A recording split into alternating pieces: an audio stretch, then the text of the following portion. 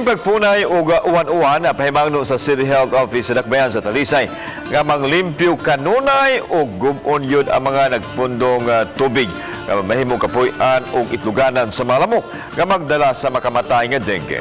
Si Chona Kanunay'ng sa report. Sa milabayng tuig miabot sa 664 ka mga kaso sa dengue sa dakbayan sa Talisay, upat kanila nakalas. 72% ang pagsaka niini itandi sa 2018 nga adunay 479 ka mga kaso ug duha ang nakalas. Karong buwan sa Enero, mato ni Dr. Lino Alansado, adunay mga bagong kaso sa dengue nga ilang gimonitor. Padayon silang mipahigayon og misting og larvicidal operation sa mga barangay nga may mga bagong kaso. Earlier last week namin na-monitor ng mga cases ni sad niya. Last week na gani mini positive for NS1. Tulog gikan sa poblasyon mo na ilang ginamonitor. Kanunay nilang giawhag ang mga mulupyo sa nagkalain-laing barangay sa Dakbayan nga manglimpyo sa ilang tugkaran.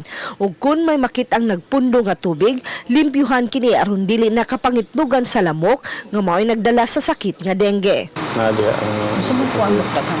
ang daghan po dahil mga limaw ng mga tubig po. Kailangan sila mga deep-well nga ginakawaan. Uban ni rin Antikiniones, Chona Carrion, Balitang Bisdak.